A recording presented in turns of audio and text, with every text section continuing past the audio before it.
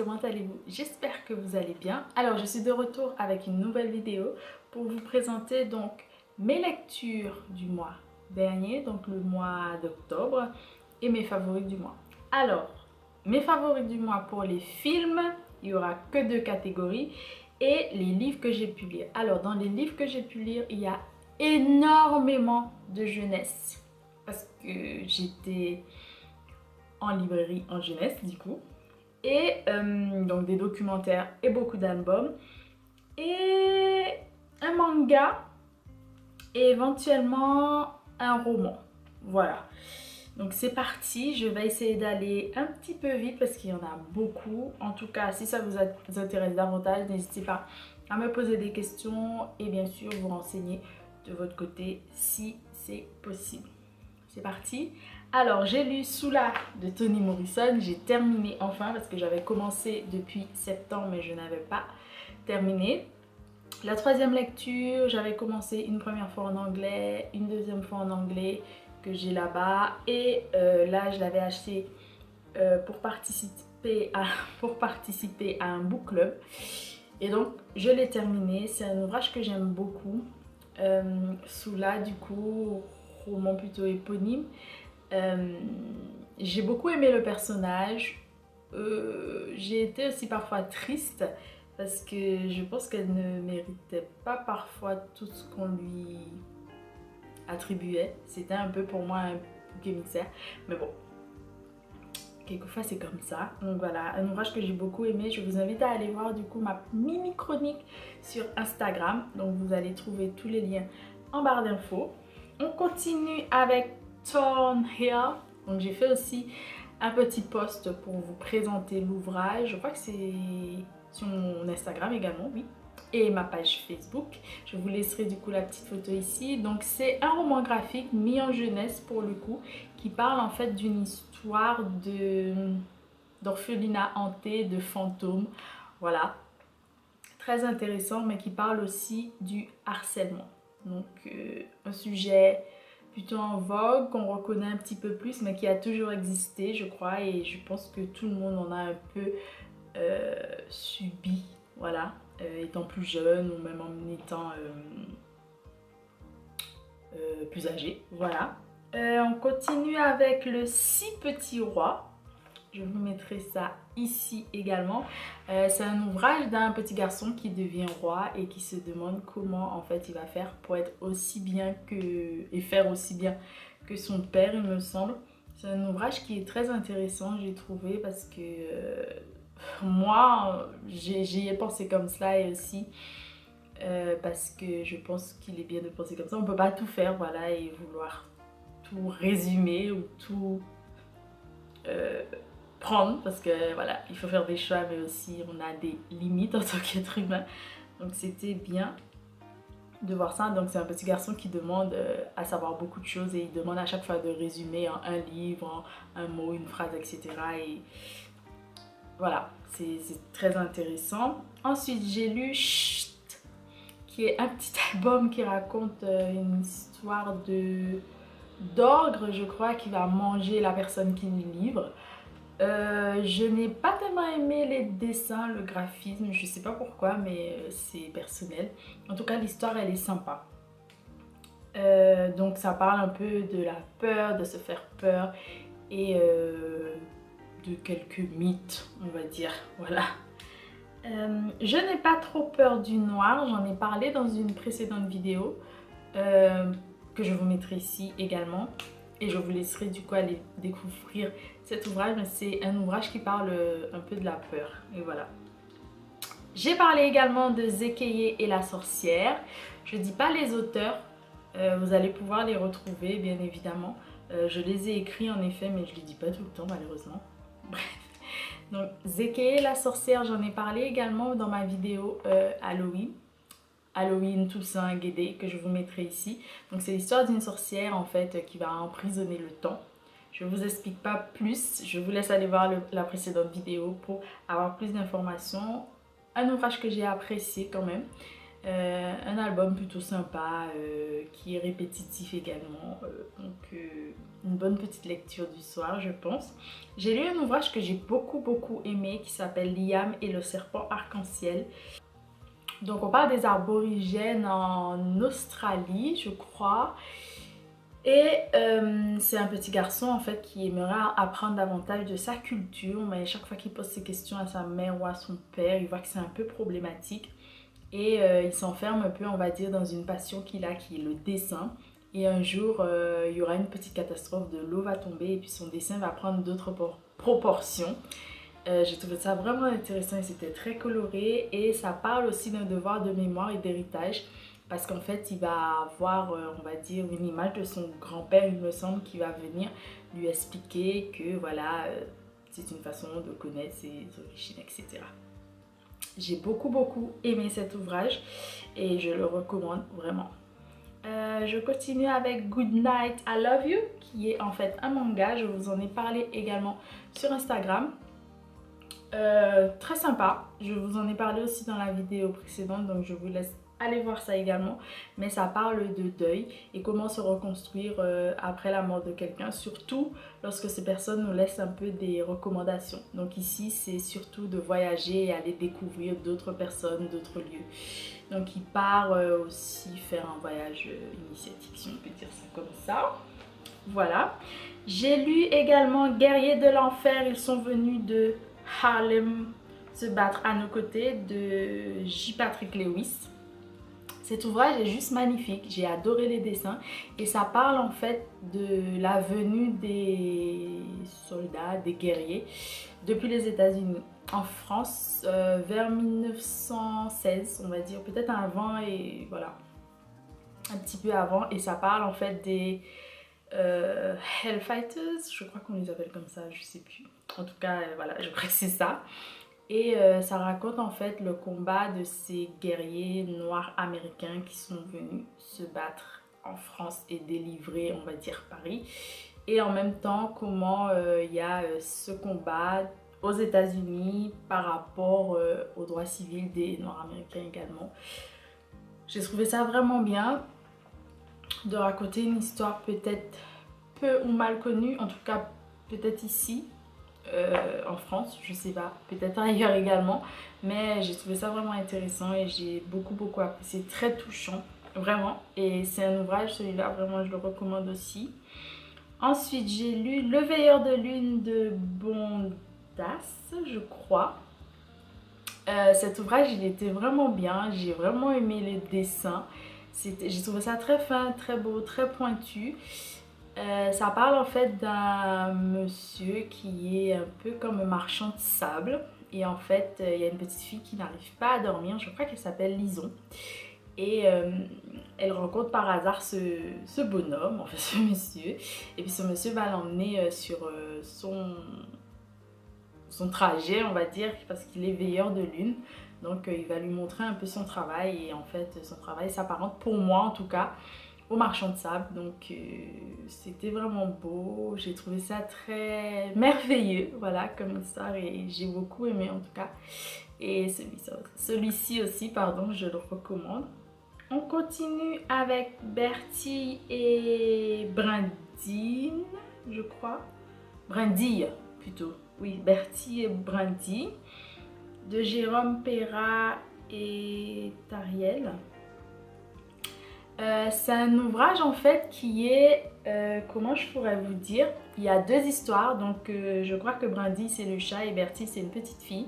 Et en fait quand on tourne le livre, c'est l'histoire au point de vue de Brindille et de l'autre sens c'est l'histoire du point de vue de Bertie.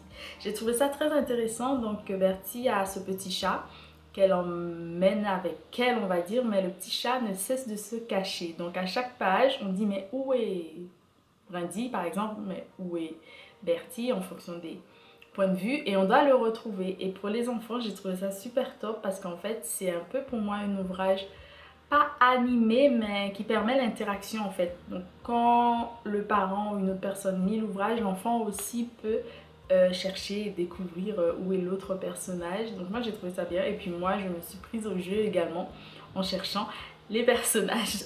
Voilà. Celui-ci aussi, je le recommande. J'ai lu également Et les singes en font de même. Ah oui, ça c'est un petit album, il me semble, où il y a un petit garçon qui part en voyage. Je crois il est dans la forêt. Je sais plus, je sais plus où il va en fait. Et puis à un moment, il rencontre des animaux et il s'avère que c'était des singes là. Et je crois qu'ils lui prennent son chapeau ou quelque chose, un objet en tout cas. Et lui, il essaie de le récupérer, mais il n'arrive pas. Et il voit en fait que c'est en faisant des gestes que, comme prendre un fruit ou etc., jeter quelque chose, que les singes vont le mimer et faire la même chose. Donc voilà, j'ai trouvé ça intéressant aussi et ça explique en fait, enfin pour moi, j'ai aussi compris qu'il ne faut pas oublier que les enfants ils font aussi la même chose en fait. Ils miment les parents ou les personnes qui sont dans leur entourage ou plus proches. Donc si vous voulez que vos enfants lisent par exemple, ben, c'est un bon exemple de temps en temps de lire avec eux ou de leur montrer que vous lisez. Parce qu'en général, à un stade, l'enfant aussi il va mimer tout ce que font les parents. Par exemple, notamment pour le langage. On continue avec Une poupée pour maman de Nouen et de Yabusa. Alors ça j'ai vraiment beaucoup aimé, c'est l'histoire de la poupée Ashanti en quelque sorte. Là elle s'appelle pas comme ça, mais l'histoire est racontée par la petite fille qui est dans le ventre de sa maman. Donc elle dit qu'elle a une grande sœur qui est en fait cette poupée. Et ça raconte l'histoire de, en fait, je sais pas si c'est un mythe ou si c'est la réalité parce que je sais que certaines personnes le font. Elles le font, donc voilà, c'est entre les deux. Et ma maman m'en parlait, c'est qu'en fait, quand on désire avoir un enfant, certaines personnes achètent une poupée et s'en occupent comme si c'était un enfant pour pouvoir avoir un enfant. Donc la mère, elle fait la même chose avec cette petite poupée parce que ça fait longtemps qu'elle est mariée, enfin un moment, que toutes les autres filles du village qui ont été mariées sont déjà enceintes, ont un gros ventre, etc. Ils vont accoucher et elle, on voit toujours pas son ventre s'arrondir, elle est toujours pas enceinte. Et cette petite fille nous raconte cette petite histoire qui est très intéressante. Et à la fin, on a aussi un peu d'explication sur cette poupée Ashanti, d'où elle vient, etc. Voilà. Cet ouvrage, je le recommande aussi parce que j'ai été vraiment surprise. J'ai été vraiment surprise de découvrir cet ouvrage. Donc cette découverte était vraiment pour moi très très intéressante, significative et sympa. Je continue avec La valise de Chris Naylor et d'Alestéol, je sais plus. C'est l'histoire d'un petit animal, je sais plus exactement si c'est... Quel animal est-ce? Je sais plus. Et en fait, il a une petite valise et il dit que dans sa valise, il y a sa maison, sa tasse, une table et plein de choses. Et puis, on dit, mais comment les autres animaux donc, qui vont le rencontrer vont dire à ce petit animal, mais comment tout ça, ça peut tenir? Ils disent, bon, ben, je vois pas comment une maison, etc. peuvent tenir dans une valise. Donc, ils vont ouvrir en douce la valise et ils vont voir que, je crois qu'il y a une tasse, oui, qui est ébréchée et une photo de sa maison, etc. Et je crois qu'il va arriver un accident et ils vont essayer de reconstruire en fait cette maison, chez lui, on va dire. Donc une petite maison, une petite table, etc. Et lui, il va découvrir ça, il sera super content et puis il va dire, ben maintenant, il manque plus de tasses pour pouvoir accueillir mes amis, mes nouveaux amis. J'ai trouvé ça très intéressant et j'aime bien cet ouvrage également. J'ai lu également Toute une vie en chiffres qui est plus un documentaire. Donc on nous dit combien de temps on passe à table, aux toilettes, sur les réseaux sociaux, à voyager, dans les transports. Plein de choses. Hallucinant quelquefois, mais bien évidemment c'est une moyenne. Et je crois qu'ils avaient pris un âge en particulier pour dire que à tel âge, je passe tant de temps à faire ceci, à dormir, à manger, etc. Je trouve ça pas mal de, comment dire, de faire de notre temps une affaire un peu comptable.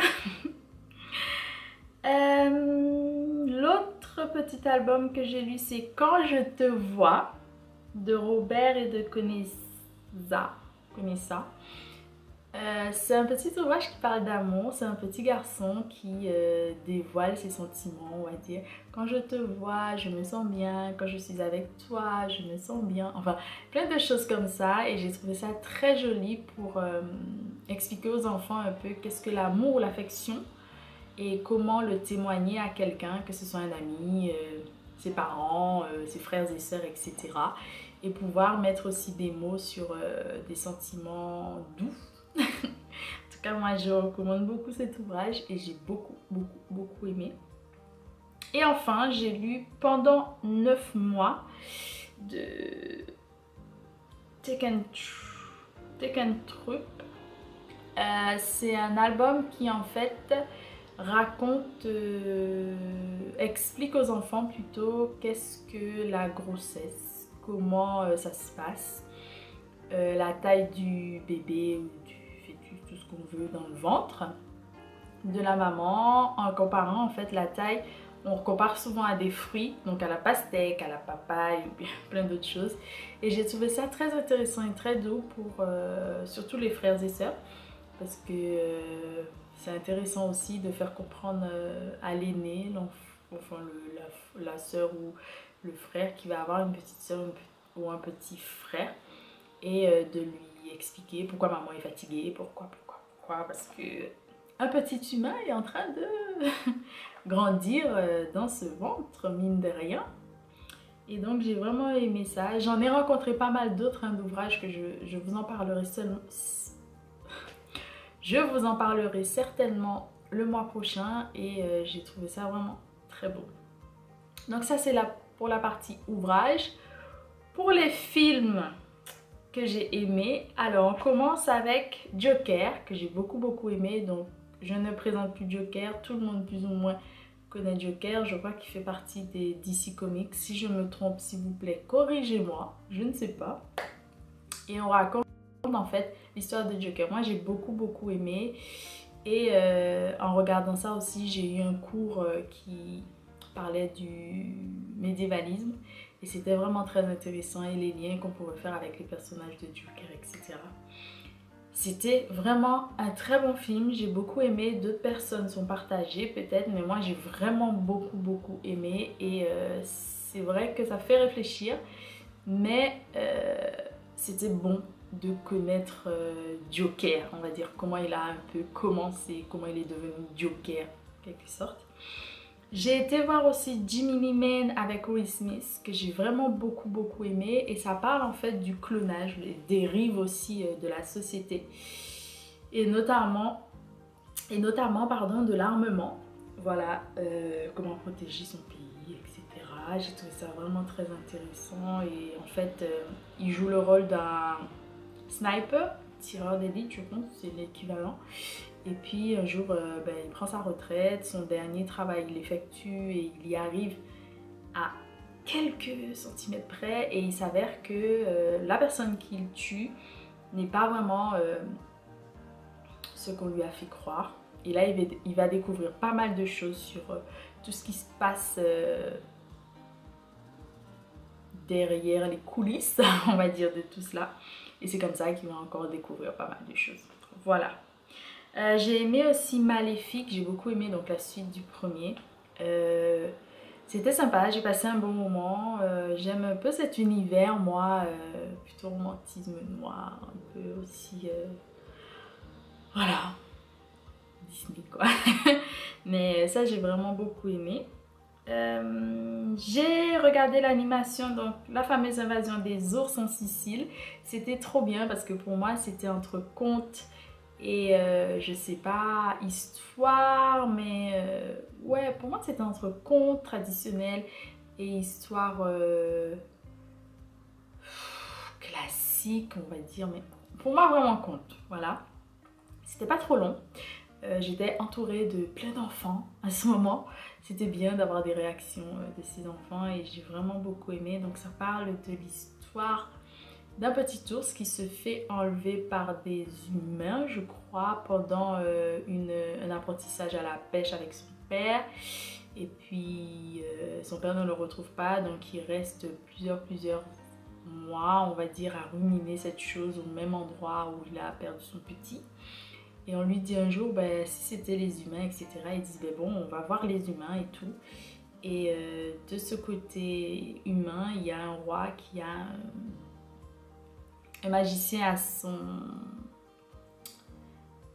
service, on va dire, hein, qui est là pour lui. Et puis les choses vont s'enchaîner. Ils vont retrouver le petit ours qui était en fait...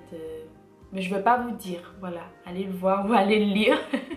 Mais voilà, c'est en cherchant son tout petit qui va connaître pas mal d'aventures dans le monde. Et puis après, ils vont créer une société avec des ours et des humains. Donc il y a toujours cette affaire de peur de l'inconnu, la confiance de l'autre parce qu'il est étranger, parce qu'on ne le connaît pas, parce que.